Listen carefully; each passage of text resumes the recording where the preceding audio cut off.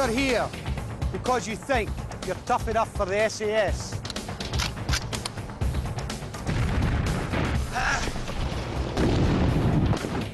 Recently, the desert has been the main theatre for SAS combat. We're in the 30,000 square mile Namib Desert in Namibia on the southwest coast of Africa. 24 members of the public have been brought here by ex-SAS soldiers for SAS training.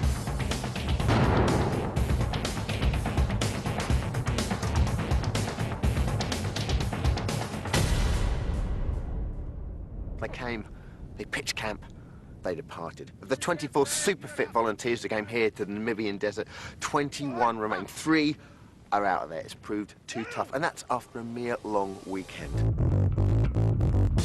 Last time, our civilian volunteers were introduced to their new home in the desert in their bid to prove themselves tough enough for the SAS. Strip. They were exercised to their limits. You still tired working, Shaw? No, Staff. You're feeling fine now, aren't you? Yes, Staff. Given lessons in survival. There are several options into making water from your urine. And had the civilian knocked out of them. Who told you to take it off? Would you mind if I take it off to stretch my back out? I tell you what, you want to keep your mouth shut. It's been the toughest 3 days of their lives. The 21 that remain, those 3 days are going to seem like a holiday in the sun in comparison to what lays in store.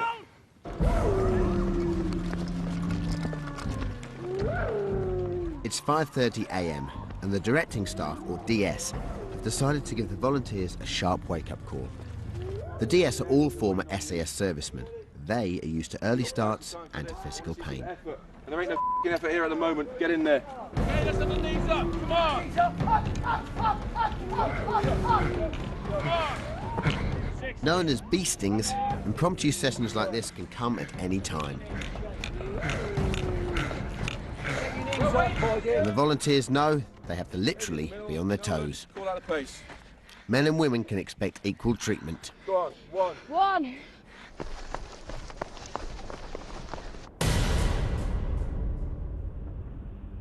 If someone has a go at me, I would kick their butts.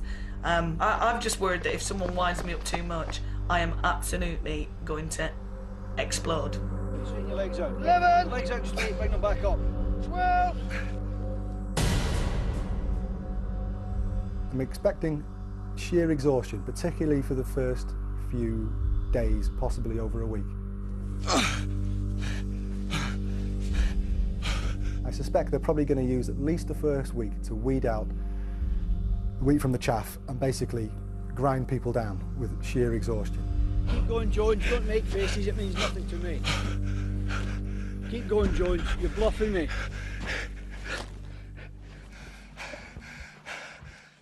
Get up that hill. Go on. You better keep up with these 2 women. 8, 9. Start digging. Show them how to dig. Here, come around the toes back to me now. Go. Come on. Touch the top of your toes with your hands. Change! 5, 6. 16! Stand still, good. If someone asked me in Namibia to carry a sandbag from the bottom of a sand dune to the top of a sand dune, I may have problems rationalising that to myself. Drop that sandbag up. Take that shovel back up that hill now. Don't bring those shovels back down here. Hand with me. Go! Beastings are designed to recreate the physical side of what soldiers might face in the field and instill discipline. Change! Come on. See if you can get this right. And if you don't, we'll go for a run again. Change! Go.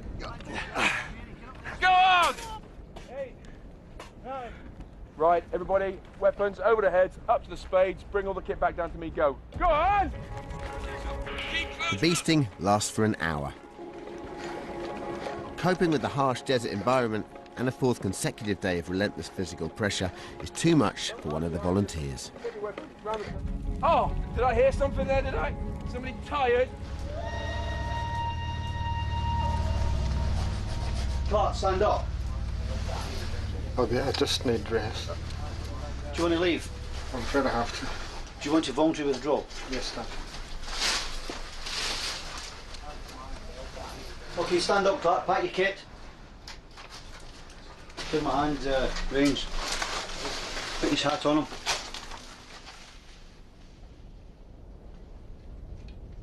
And that is how difficult it is. Morning of day 4. Obviously, a very exhausting day yesterday for all of them. Dehydration. Sun was out. It's very hard for them all. Beasting session this morning. And Greg's not even, he calls it a day. It's just absolutely physically exhausted. You can see now the minute his head's hit the pillow, as it were, he's just fallen asleep. So. And then there were 20. Jed, Greg's called it a day. He said he can't go on. Can he go on? I don't think he can, no. I think he's just completely physically exhausted. Was he ill, or was it heat exhaustion, or was it a cumulative effect of everything he's been doing the last couple of days? Obviously, the accumulation of lack of sleep, hard work, heat through the day, trying to maintain enough energy from the ration packs is quite difficult when they're actually working harder than what... You lose your appetite in the heat as well, don't you? Yeah, you do, yeah. And especially the amount of water they're drinking as well. Obviously, that's an appetite suppressant. I'll just grab a seat in the vehicle.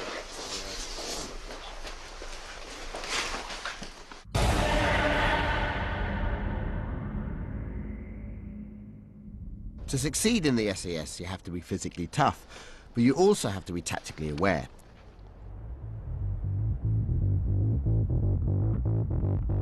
Our civilian volunteers must first learn how to be regular infantry before they can contemplate elite SAS tactics. Room clear! Lesson number 1 is a class in urban warfare. Move away from the door.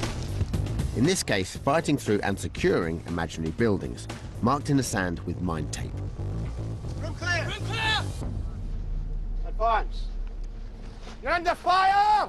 The morning's second lesson is designed to teach the volunteers how to attack expanses of open ground. This is known as skirmishing, or pepper potting. One fire team moves forward as the other lays down covering fire. Right, look at you. These are skills the volunteers will have to learn quickly. In a few hours, they're going to be put to the test. Back side! Let's go! If I was ever to go into the forces, I couldn't imagine myself going into anything less than the SAS. Side to side! Down! I'm 31 now and I still fight. Not necessarily for a living, more for pleasure. I could have £1 million and I would still do slightly strange things as a hobby. Up! Side! Down! But stuff like this is Disneyland for me. Eddie, day 4, and they're still getting beasted quite incredibly. Why? 9! Because they're not learning. Simple as that. The only way to make them learn anything is day 4 now. They should be starting taking information in. They're not doing it. 16! Faster than that! Doesn't seem to be working, punishing him. Maybe he's just too thick for it to bother him. What if he gets a real pasting after this finish and he's asleep tonight? What's their problem? 31! Come on, keep going! 38! 39! 40! Right, that was you only done half of them. I don't know who told them to go so slow, but that's your mate there. Someone's got mine. Sorry, that's yours. Take your time. Sorry, Staff. Don't be sorry, just be on time. Okay, listen in. Quick mission briefing. The volunteers are now fully versed in buildings clearance and skirmishing tactics, ready for their first taste of the enemy. In a remote valley 50 miles from base camp, the DS will use an abandoned village to stage an exercise in urban warfare. The volunteers must attack and clear a terrorist training camp. In reality, before their attack, an SAS patrol would first take out most of the enemy by calling in an airstrike.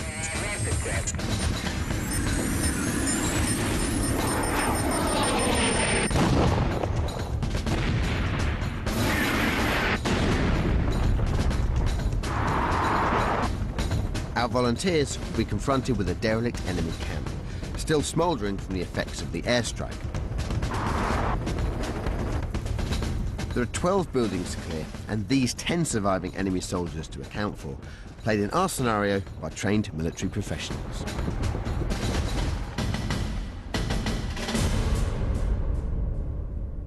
For the volunteers, this will be the first real test of nerve. Anybody wanted Jack? No, start.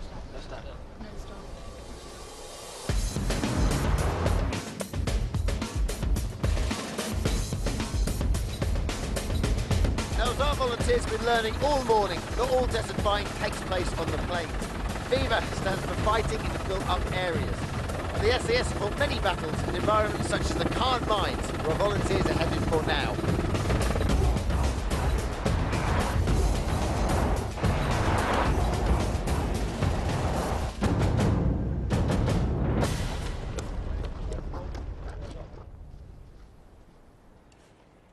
This is the bread and butter of what the regiment does. Normal, hard, brutal soldiering. This myth about these guys dressed in black swinging through windows. Bang, bang, bang, out you go, in the pub that night having a beer. It's rubbish.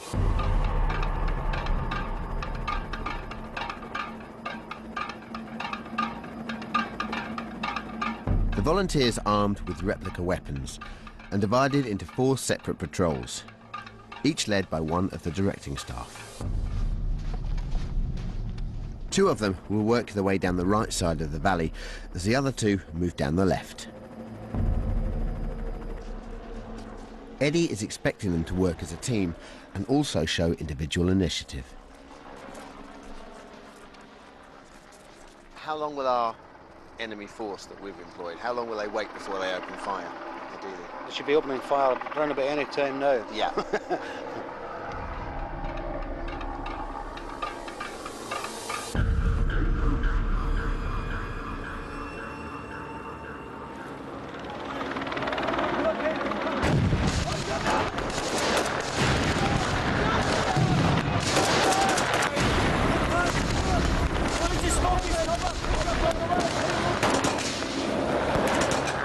Right, the first lot's moving back into cover. Is that the right thing to do? That's the correct thing to do. They've got a good defensive position there.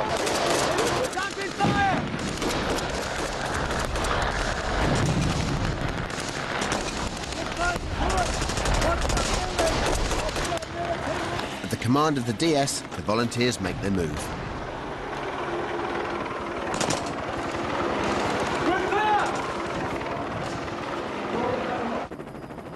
Everybody listen in. Look to your front.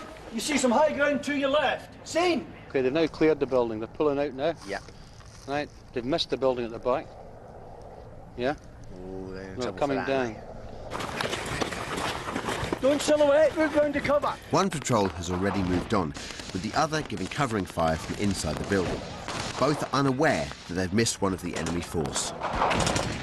Johnny Roy takes the initiative. Shoot him!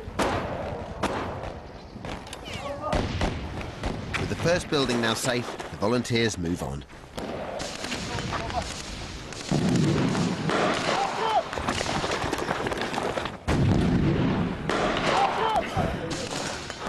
So if you look at that, they're silhouetted in that window there, all their heads. Ideal target for a sniper. Dodge down there, Dodds. Get down. Even after the morning's beasting, the volunteers are working hard in the intense heat.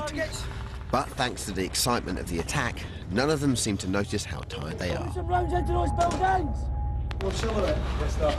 Led by the DS, the patrols take half an hour to fight their way through the first half of the valley, gaining confidence and momentum as they go.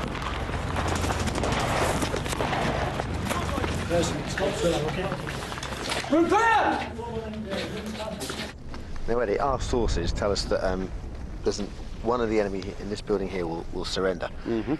What should our guys do? Take him prisoner. Policeman Craig Jones has to make the call and has a split second to do it.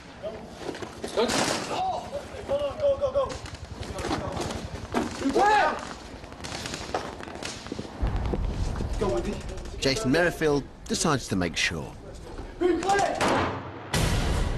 Yeah, I think it's my character. I think I'm quite a very sort of fair person. I feel quite sorry for people. I mean, I'm a vegetarian and that doesn't help, I suppose. Wait. If I can just maybe smile a few times, I can overcome that, yeah.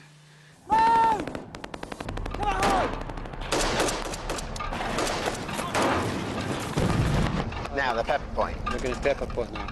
So they're laying down covering fire while the next one's run out, right? Should be. The barrels are far too far, right? So they should have hit the deck before. Should hit the deck well before now, yeah? Most of them would have been taken out by now. The volunteers are making their final assault in our urban warfare scenario, with most of the enemy soldiers holding out in the last few buildings. Okay, let's go. Up. To your right. Right. Left-handed fire, we got one. Ready? Go. From there! Go, go, go, go, go. Take him out! Wait. Follow through!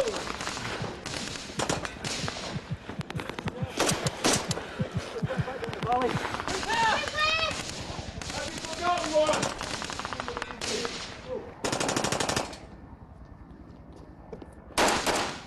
Delta, that's building clear!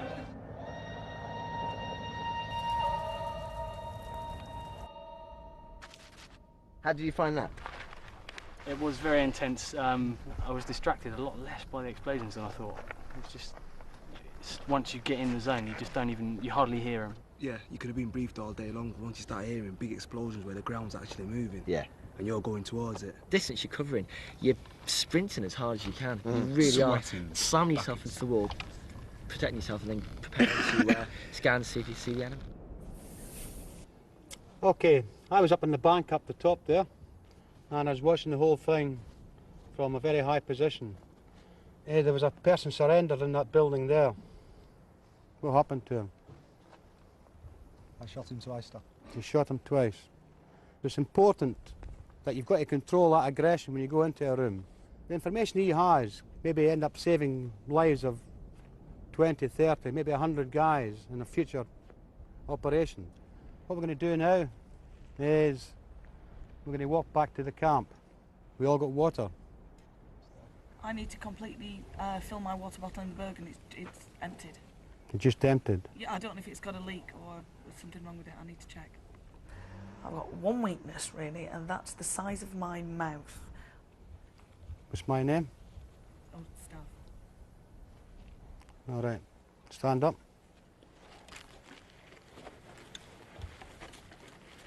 I don't like people giving me orders. Come over here. Stand here. Face them. I don't like being told what to do. You're going to make them do some push-ups now, right? Why is that? Because I just finished a sentence and I didn't say staff. Correct. Put your weapons down. How many do you think? How many would you give them, of you or me? 20. Staff. Yeah, you're going to do, well, you're too late now. You're going to do 40 because you didn't say staff again. I choose not to hang around with women, but then again, that's because I actually don't have any interest in their conversations. Too fast. 26, 27. I get bored in female company. I get so bored in female company. Come on, keep it together, guys. 31, 32. I've got nothing in common with these people because they're female. 36. People have said that I am quite threatening to women. You know, I don't care whether I am or not. I don't know what the other girls are like. You look at me and I look quite small and feminine. But yeah, I've still got the edge of being quite sort of masculine. 37. Come on. 38. Even men are quite often scared of me. Sorry, guys. 3 ranks facing that way. Where's Humphreys?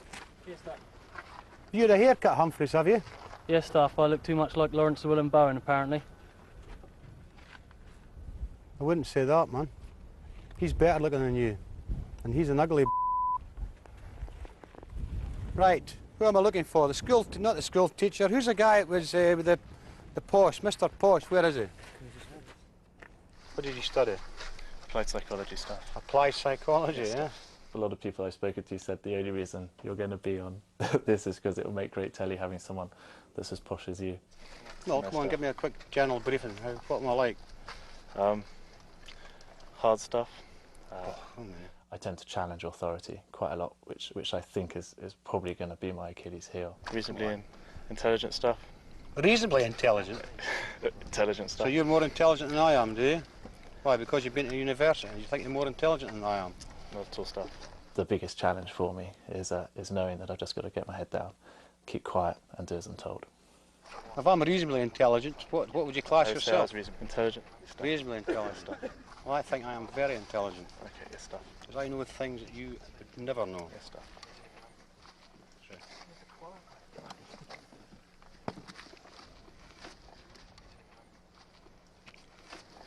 Right. Do any songs? A few stuff. A few? Yes, stuff. Name me one. Swing Low Sweet Chariot stuff. That's English. Yes, stuff. Right. A real song. It's like New York stuff. Okay, right. You're going to lead them up the road. Yes, stuff. And everybody's going to be singing, well, not New York, New York. Does everyone know that song? That is the right one. Oh, it is. Start spreading the news. I'm leaving today. I know you are. I want to. Come on, sing. New York, New York. Basically, last night we were on sentry duty, and myself and Emmy were due to be on at 11:30. Mark came in and woke me up 10 minutes before. It wasn't that I didn't want to get up, but it just didn't register. So he then came back 15 minutes later, so 5 minutes after we were due to start, and said, "Listen, mate, you're on sentry duty." It's very simple. You've got 10 minutes.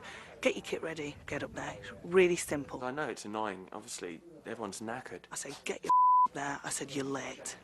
But I was just so dead that I just didn't wake up. I said, where's the other one? He said, oh, she's on her way. I said, she's on her way. I said, that's not good enough. I thought, oh gosh, we must be like 40 minutes late or something. By which time now, she was 9 minutes late. It was 7 minutes. So by the time she gets up there and she gets settled, she's only got a 45-minute duty. She screamed at me quite abusively. I said, run up there.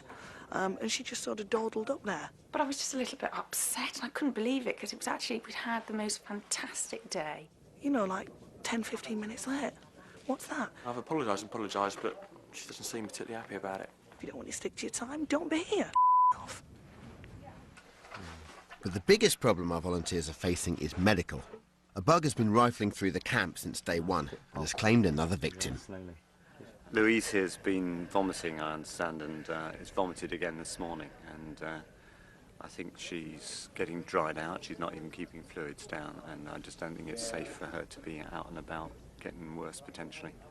And so I've said to her, I think she has to stop, and I think she knows there's no real choice about that. If I haven't got fuel in my body, then I'm not even going to get halfway through the day, really. And I can't get anything into my body.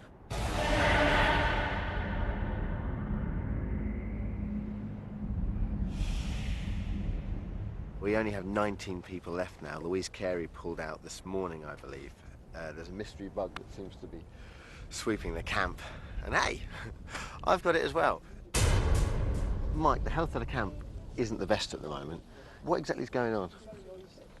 Well, we seem to have a gut bug of some sort, which seems to be making some people vomit, some people get their runs, and some people get both. I mean, the big problem if you've got the runs or you're vomiting is you're losing fluid, and the big problem here is you're losing fluid through sweating. So, you know, your balance is what you take in and what you lose, and you're in trouble if you've got the runs.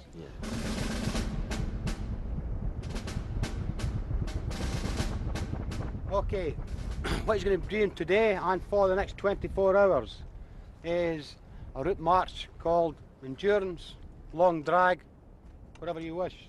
This is a timed exercise. It's an individual exercise. Obviously the cut-off time for the halfway point is going to be 12 hours. If you're not at the halfway point in 12 hours, then you can forget it. Anybody drops any weight from their bergen, any of the sandbags, whatever, or the bergen isn't the correct weight when it comes into the checkpoints, when they're weighed, then you're going to get binned. Anybody wanted Jack? No, before we start. I can assure you this is going to be tough. Endurance is one of the things the SAS is most renowned for. Famous for carrying huge loads of ammunition, equipment and water across miles of inhospitable terrain. Eddie has instructed the volunteers to load their Bergens with sand to match the minimum weight an SAS soldier must be able to handle, 55 pounds, the weight of a 7-year-old child. They will also have to carry their 9-pound weapons by hand, ready for use at any moment. A bit late now. No, I've done it once. You've done it once. You haven't done it well enough. Look at all this in here. Right, pencil, piece of paper. Thank you, sir. Go! RV1, you know where it is. Get going. Yes, sir. Who wants to go next? Donahue. Pencil. Right, you've got a knife in you? Endurance is not only physically tough, it's also a mental challenge. Right, you can do it in the way around. Okay. The volunteers are expected to walk alone and leave at 2-minute intervals. You go! Next! Barry, in this heat, endurance is going to be absolutely hellish, but you were just saying that it's what the SAS soldier's all about, right? It is. Endurance is what makes an SAS soldier. You know, to carry heavy loads over long distances, especially in the desert, which they've done several times, and then fight at the end of it. You know, you've really got to go, and when the body's got no more reserves, you've got to dig down somewhere, and mentally in your mind as well, and find those reserves. Sure. I like to see people smaller than myself.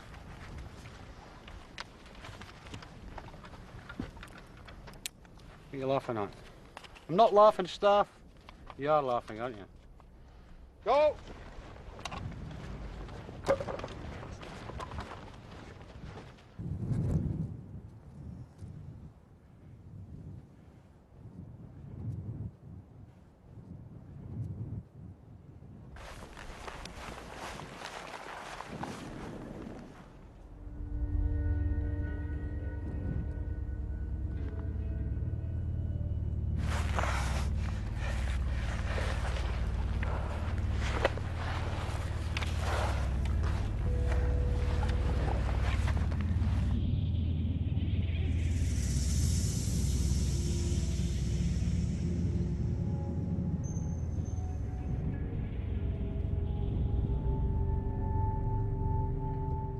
Checkpoint 2 is 1 mile into the march.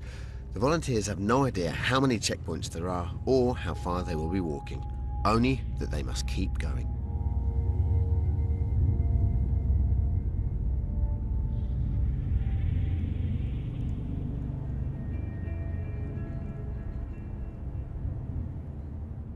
Jonathan Main is the first to clear the sand dunes, reaching checkpoint 3 3 miles from the start within an hour.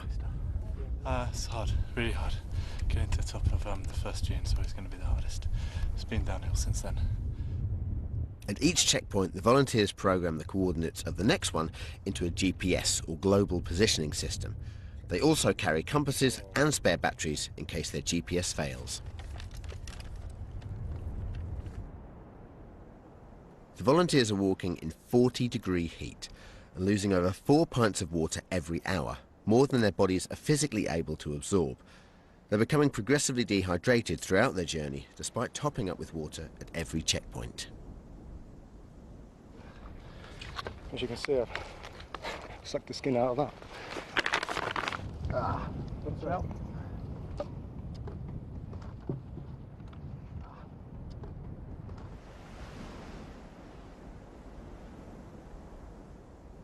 At checkpoint 5, 6 miles from base camp, the DS are concerned that one of the volunteers may have lost his way.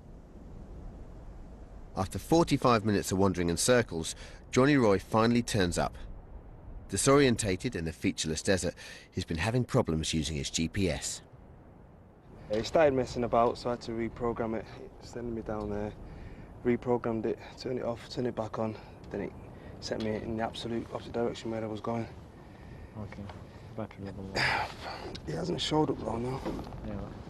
It's getting low. We need to get a move on because we're going to get left behind at this stage. Yeah. Quick as you can, let's get a move on.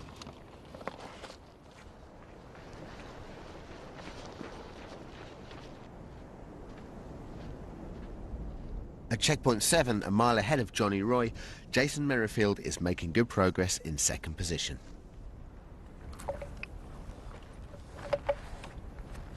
Almost got like a little jukebox in my head.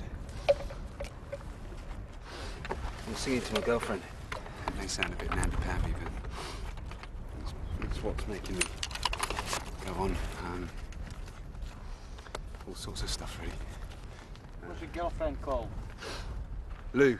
Stuff. Lou. What do you sing? Hello, Mary Lou. No stuff. What do you sing then? Give me a wee chant. What do you sing? Things like, it's quite embarrassing for the camera, I suppose. Love is truly been good to me. Not even once. Okay, enough. Come on, get your bag on, get your kit. Sound? Okay.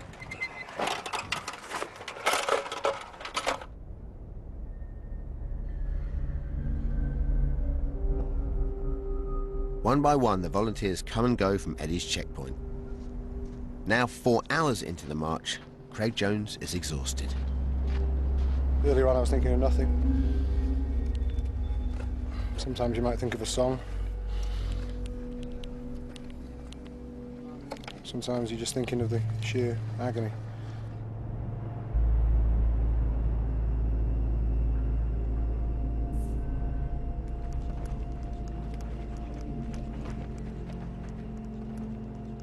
It's 6:08 p.m. and Johnny Roy hasn't made up any ground. He's now a whole hour behind the pack. Eddie is losing his patience. Okay, Roy. You're miles behind everybody else, right? Totally miles behind everybody else. Last person went through here over an hour ago. So, you're on the truck, mate. Finished. History. Okay, let's go. Would you rather get the coordinate stuff? No. Finished, I'm pulling you off. You can't have so much of a gap between you and the rest of them. The only thing I will accept will be I can't continue because I'm going too slowly. You left, everybody you left after you is well ahead of you now. So that's it, finished. If you're thrown off because it's too slow, then that's the only thing I can accept. Okay. No stuff. That's the way it goes, I'm afraid. Gives you a weapon. Come on, give us your weapon. Right, in the wagon. No stuff. Well, you see you sit here and you go in the wagon, it's as simple as that. Because you're not going on any further. Right, in the wagon. Put your bag back in the wagon. What? Roy. Roy. Stand still. Where are you walking to now? You don't know where you're going to. You're going to have to come off, right? Simple as that. There's no dispute about it. No appeal, nothing. My decision, you're coming off now. Right, so you're in the truck.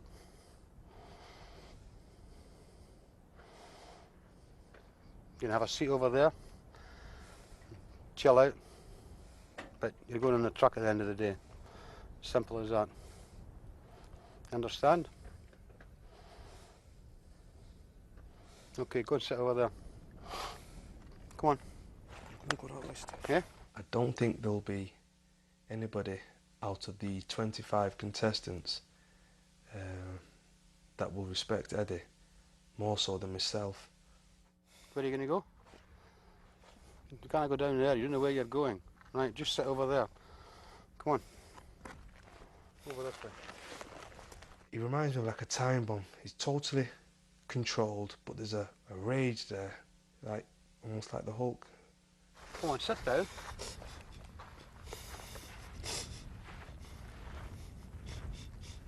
Just grab a seat, get your bagging off. Come on, get it off. Come on now. You ain't going anywhere. All right, just sit over here.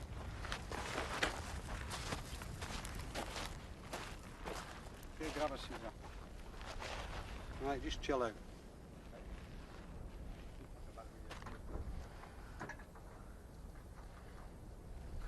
You've be all right in a couple of minutes.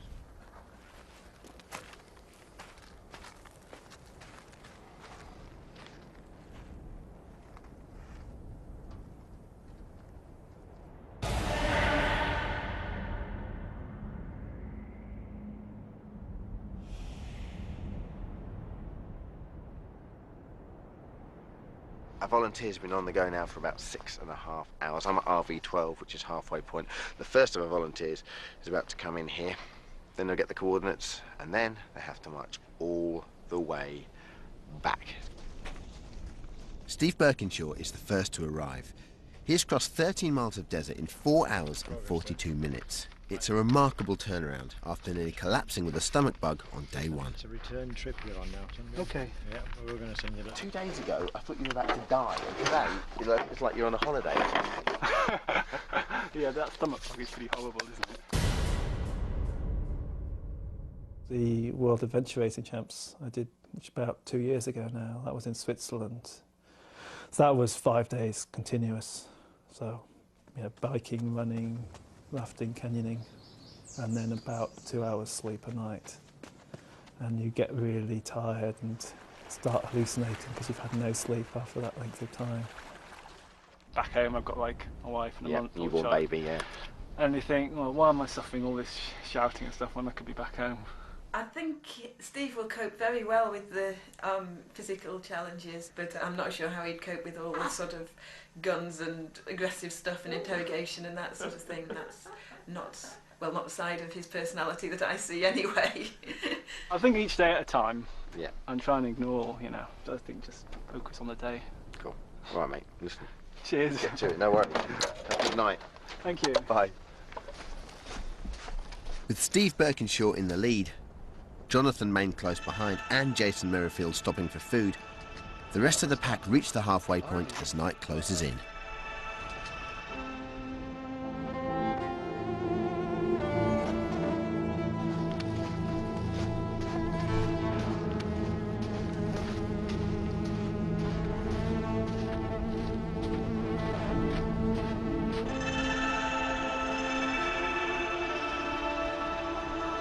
At night, the volunteers face a whole new set of problems.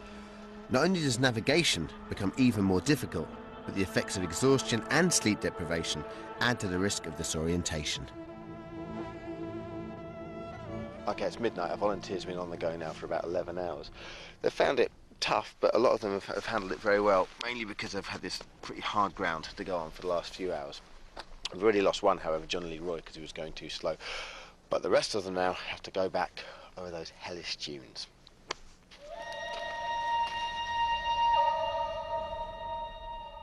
Mentally, they all seem to be in good shape. Physically, they're hurting a little bit. What's going to be the knock-on effect of that as the night goes on? Obviously, they are hungry. They've been, you know, working all day long. They need to have a good energy supply within the body, and they need to replenish that. If they don't, they'll start to break down the fats. Then they'll eventually start to break down the proteins. Physiologically, that's what will happen within the body. Is that when you hit the wall? Yeah, they'll start hitting muscle, they'll start breaking into their muscle. A very fit bunch, this, but I'll be really surprised if they all make it back. Why is that? Because of the dark? Will the dark have that effect? They're slowing down. You can see that already they're slowing down, and it's a long way back. Yeah. And it's dark, they're going to get confused, and they're going to get tired now. It's 12:45 a.m, and the DS at checkpoint 19 are investigating a report that one of the volunteers may be lost. Policeman Craig Jones is having difficulty. Yeah, what I think I've done is I've had the compass on the weapon, and I think it's affected my... what I've done is I've gone around in a big circle. Is that where you've just come from now? That's right. I felt like jacking it when I realised I'd gone around in a circle. I'm just going to have to stick tight to this bearing and hope I can... I think it's 1.6k, so... By 2 a.m, Steve Birkinshaw has already made it back to base camp. But he's in for a nasty surprise. He thinks he's finished. But to really test the volunteers, the DS decided to send them back over the dunes one last time. Birkinshaw. This stuff? Hold on. Oh, sorry. You haven't quite finished yet. Got a pen and paper there? Yes, sir.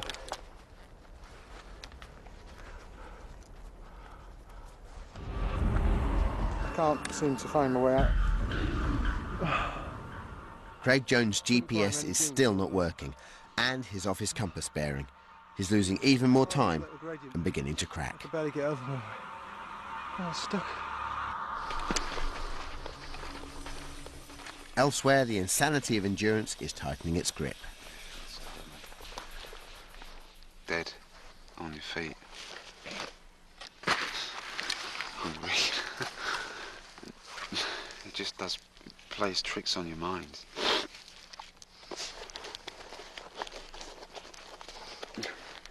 Start to think you're going a bit mad, I think. All I can do is give you the next grid if you want to crack on. Crack on.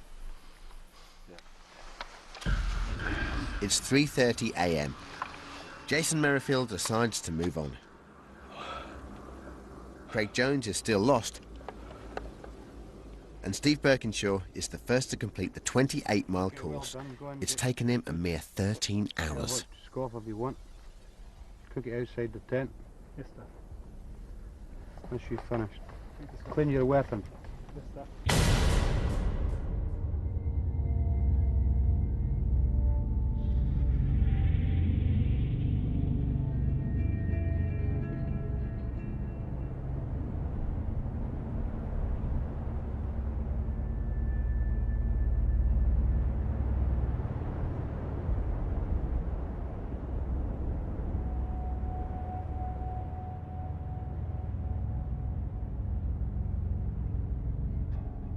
By 6:30 a.m, half the volunteers have already finished the endurance course.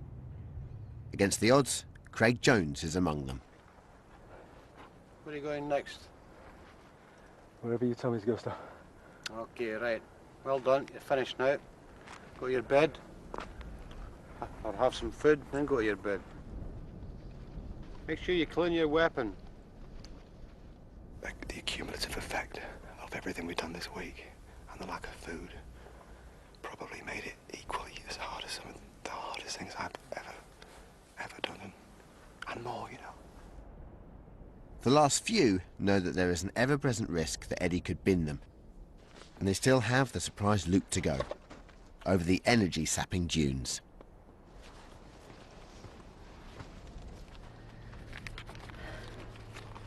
Didn't think you were finished, did you?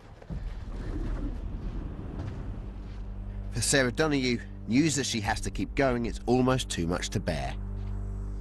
I do bikes, cars and boats. Everything that I have is propelled with a motor. So, you know, I just cannot see the point. It doesn't interest me that much. I might change my mind after something to eat, but I just cannot see the point.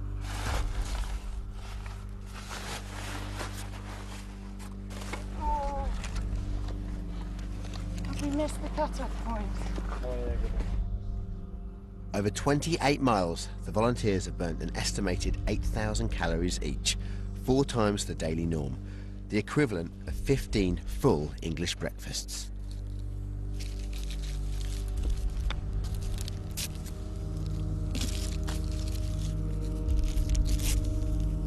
There's virtually no carbohydrate in the ration pack, so I never take sugar normally.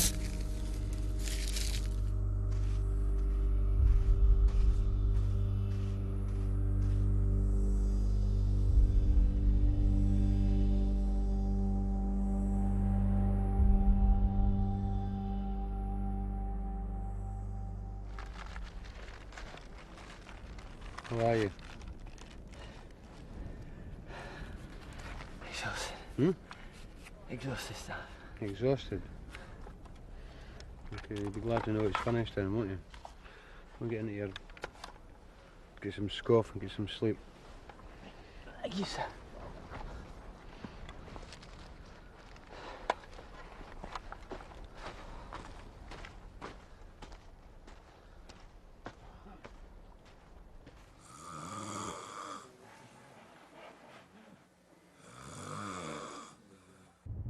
For some, the effect is mental as well as physical. James, if you could be anywhere at the moment, doing anything with anyone, who would it be? I don't know, probably be at home with wife and kids. Just thinking of her down a bit, really. Well, you know. Should be up other end of Scotland, really. We've got to go up Scotland with him next spring. We're going to go looking for dolphins with him. So that'll be a thing, I think.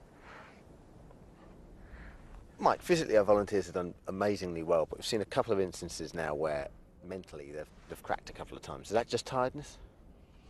I think it probably is. I mean, I don't really understand it, but I've seen it in others, and I've even experienced it myself. When you get very physically tired, anything seems to be able to trip you, and you just burst into tears. And it's an odd reaction, and I don't really know what it's about. Okay, listen in. Who believes that they should be on that wagon? Put their hand up.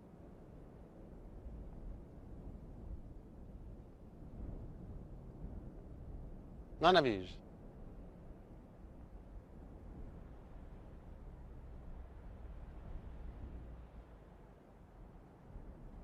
Okay, on this occasion there's going to be no dismissals because you've all completed the course inside the time. So well done for that. But you're going to start learning a lot more now. More tactical stuff. And there'll be more expected of you. So, 3 withdrawals, but no dismissals. So, absolutely no use for this little baby. Next time, however, Eddie and the boys turn up the mental pressure.